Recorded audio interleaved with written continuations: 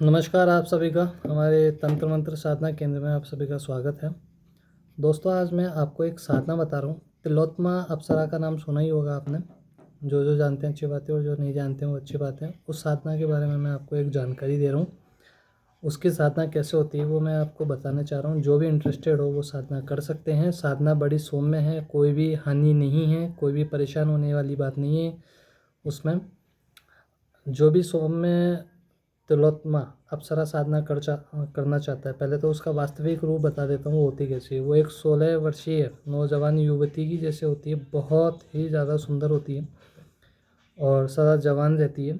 जो भी साधना को करना चाहता है उस केवल ये जो साधना है वो 10 दिन की है। रोज़ाना 21 माला मंत्र जाप होते हैं इसमें। ठीक है। कई बार क्या होता है, किसी किसी का मन भाव बहुत अच्छा होता है, भाव से मन से करता है तो 10 दिन के अंदर अंदर ही प्रकट हो जाती है, नहीं थोड़ा समय भी लग जाता है। और कई बार अगर किसी को साधना में सफलता नहीं मिल रही तो 1 बार 2 बार 3 बार यानी 2 से 3 बार में सफलता मिल जाती है। उसमें आपको पूर्ण रूप से ब्रह्मचर्य रहना पड़ेगा। मांस मदिरा लहसुन प्याज सबसे दूर रहना पड़ेगा। साधना के लिए ऐसे कमरे का चयन कर लेना जिसमें कोई आपके अलावा आता जाता नहीं हो। साधना हो जाए उसमें ताला लगा दीजिए कमरे के लिए। आप जब तक साधना चलेगी उस कमरे में कोई भी आना नहीं चाहिए आपके अलावा, क्योंकि उसका जो प्रवेश होगा, जो दर्शन देगी वो उसी कमरे के अंदर वो आपको देगी। ठीक है। उसमें अप्सरा साधना होती है। उस अप्सरा साधना में एक मुद्रा प्रयोग होता है, जैसे अलग अलग मुद्राएं होती है उसमें एक मुद्रा का प्रयोग भी होता है। ठीक है। और जो साधना होगी बड़ी ही सुंदर होगी, बहुत अच्छी होगी, सौम्य होगी। उसके अंदर आपको अनुभव होंगे। साधना के अंदर 5 से 6 दिन के अंदर अनुभव होने लग जाएंगे आपको। उसका विग्रह रख लेना है। किसी को पता नहीं होता है कि अप्सरा साधना दिखती कैसी, अप्सरा दिखती कैसी है, तो कोई नहीं, सामने एक यंत्र आता है, अप्सरा यंत्र आता है, मार्केट में मिल जाता है तिलोत्तमा अप्सरा यंत्र। अगर फ़ोटो नहीं हो तो कोई दिक्कत नहीं है, यंत्र के माध्यम से आप साधना कर सकते हैं। यंत्र घर पे लाइए, उसको आप गंगा जल से धोइए, पंचगव्य से धो करके आप उसको स्थान दीजिए, आसन दीजिए। आप लकड़ी का जो पाटा जिसको बोलते हैं, बाजोट बोलते हैं, उसके ऊपर आप अपना सफ़ेद कपड़ा रख के उसके ऊपर आसन को आप विराजमान करेंगे। फूल माला उसको अर्पण करेंगे। मन भाव प्रकट करेंगे। जितना ज़्यादा मन में भावना रखेंगे उतनी ही आपकी साधना सफल होगी और सरल भी हो जाएगी। माला आप करें, पंचगव्य उसमें आप रखें, रोली मोली पान सुपारी जो होता है, फल फ्रूट होते हैं, फल होंगे उसमें, फ्रूट्स होंगे आपके, केले या सेब, फ्रूट्स में कुछ भी हो सकता है, वो आप उसको अर्पण करें। और संकल्प ले करके आप मुझे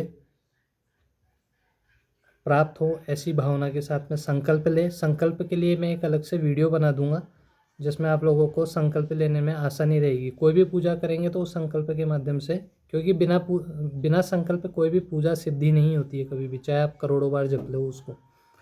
ठीक है। तो आप उसे संकल्प युक्त करिए और अपने क्षेत्र में, अपने जीवन में साधना, कोई भी साधना हो वो आप कर सकते हैं। तो मैं आपको मंत्र दे देता हूँ। मंत्र जो इस प्रकार होगा।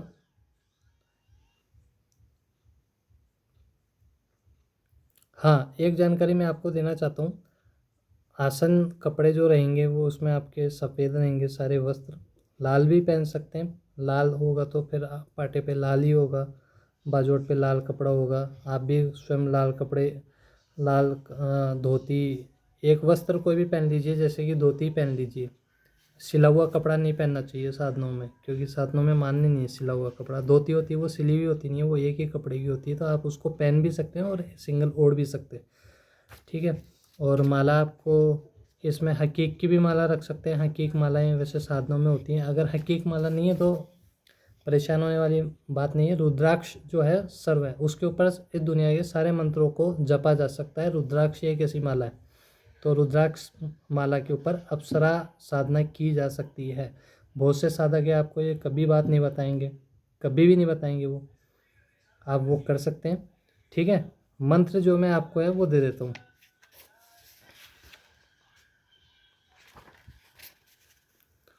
ओम आगच्छय गच्छय शशि दिव्य अप्सरा तिलोत्तमे स्वाहा।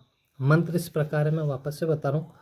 ओम आगच्छ गच्छ शशि दिव्य अप्सरा तिलोत्तमे स्वाहा। तिलोत्तमे में जो है ना, तिलोत आधा तय भी है उसके अंदर, तिलोत्तमे स्वाहा। मंत्रों में हमेशा एक एक जो शब्द है, विसर्ग है, उनका सही से उच्चारण करना चाहिए। अगर आप गलत उच्चारण करेंगे ना, मंत्र सिद्ध नहीं होगी, क्योंकि मंत्र के एक एक विसर्ग में, एक एक बिंदु में शक्ति निहित होती है। कई साधक क्या करते हैं, बहुत सारी गलतियां करते हैं, मंत्रों को बोलने में ही गलतियां करते हैं, इसलिए वो सिद्धियां तो उनको प्राप्त होती हैं, फिर कहते हैं मंत्र ही काम नहीं करता है, गलत है मंत्री, खराब है, ऐसे कह के उसको धिक्कार देते हैं। और जो ऐसे मंत्रों को धिक्कार देता है ना, पूरी ज़िंदगी पर उस मंत्र से वो शक्ति प्राप्त कर ही नहीं सकता है, क्योंकि मंत्र के प्रति उसकी निष्ठा, शक्ति, भाव सब खत्म हो जाता है। तो मंत्र दोबारा बोल रहा हूँ मैं, ओम आगच्छ गच्छ शशि दिव्य अप्सरा तिलोत्तमे स्वाहा। ठीक है, आप इसको करें। जैसे ही आपकी जो साधना है, आपको दर्शन हो जाते हैं, वो आप किसी से अनुभव मत कीजिएगा, क्योंकि साधना जितनी ज़्यादा गुप्त रखोगे उतना ही ज़्यादा फल मिलेगा। अगर आपने गलती से किसी को अपना कोई जानकार है उसको बता दिया, तो आपकी साधना का सारा फल हरण हो जाएगा, चला जाएगा। साधना काल में झूठ नहीं बोलना है, व्यर्थ की बातें नहीं करनी है, साधना को गुप्त रखना है, किसी से कहना नहीं है, उजागर नहीं करनी है, साधना को करते ही ख़त्म हो जाती है। तो अब ये दीपावली पर्व चल रहा है, अब छोटी दिवाली यानी जो नरक चतुर्दशी आती है उससे भी प्रारंभ कर सकते हैं। दिवाली की रात, अमावस्या रात्रि से भी इस साधना को किया जा सकता है, और 100% ये सफल होती ही है साधना। इसके प्रति संशय, शक कभी नहीं रखना चाहिए। दूसरा, जब भी ये साधना हो जाए, आपको दर्शन हो जाए, वचन ले लीजिएगा, जो भी आप वचन लेंगे। साधना में जो अप्सराएं होती हैं उनको 3 भाव से आप बुला सकते हैं, माता के भाव से, पत्नी के भाव से, और प्रेमिका के भाव से। ठीक है, माता के भाव से बुलाएंगे तो फिर मातृ रूप से ही देखना है कि वो माँ ही है, पत्नी है तो पत्नी भाव से, और बहन भाव से भी बुला सकते हैं। बहन है तो फिर वो बहन के रूप में आपका पूरा सपोर्ट करेगी, आएगी, जब भी बुलाएंगे आएगी। आपको रोज़ाना इतनी इतनी सारी चीज़ें देंगी, दिव्य प्रदान देगी स्वर्ग लोक से ला करके, जो आप लोगों ने देखे सोचा ही नहीं होगा, आपके सपने में भी नहीं आया होगा। ऐसे ऐसे दिव्य प्रदान आपको प्रस्तुत करेगी। धन से तो इतना माला माल करेगी, गरीब से गरीब आदमी करेगा इस साधना को तो बहुत अमीर हो जाएगा। ठीक है, हम बहुत सी साधना करते हैं, उनके हमें उनका ज्ञान होता है, उन्हें पता होता है। सपने में भी हमें बहुत सारी चीज़ें कई बार ऐसी दिखती है। हम साधनाएं बहुत करते हैं, और किसी को डाउट हो तो वो कमेंट के माध्यम से मुझे पूछ लीजिएगा। और साधना हो जाए तो माला को, यंत्र को किसी नदी में विसर्जन कर देना है। ठीक है, अब कहीं यो के दुविधा ये होती है कि विसर्जन करने के लिए नदियाँ नहीं है हर जगह, तो क्या करें। तो उसका ये करें, आते जाते कहीं पे भी, जैसे आप तीर्थ स्थान पे जा रहे हो, उसे कहीं रख दीजिए। तीर्थ स्थान पे आते जाते उसे प्रवाहित कर दीजिए। करनी ज़रूर है प्रवाहित, घर में रखना नहीं है उसे। ठीक है, जानकारी अच्छी लगी हो तो चैनल को लाइक करें, सब्सक्राइब, शेयर करें, बेल आइकन बटन प्रेस करें। यहाँ पे जो भी साधनाएं दी जाती है वो 100% रियल होती हैं, जेन्युइन होती है, जो काम करती हैं हम वही बताते हैं, फेक हम करते नहीं, क्योंकि हमें आप लोगों से पैसा वगैरह कुछ चाहिए ही नहीं। और इसका जो भी उपयोग करें वो सही करें, जानकारी के लिए करें। इससे आप त्रिकालदर्शी भी बन सकते हैं, क्योंकि वो अप्सरा साधना एक बार सिद्ध हो जाती है तो बहुत सारी चीज़ें देती हैं वो ज़िंदगी के अंदर, आप सोच नहीं सकते हैं। वो देगी आपको, द्रव्य धन देगी, पीने खाने की सारी व्यवस्था कर देगी, आपको कुछ नहीं करना है। केवल आपको मंत्र बोला, उसको प्रकट किया आपने, उससे जो भी इच्छा जाहिर करी, तुरंत पलक झपकते ही वो पूरी होगी।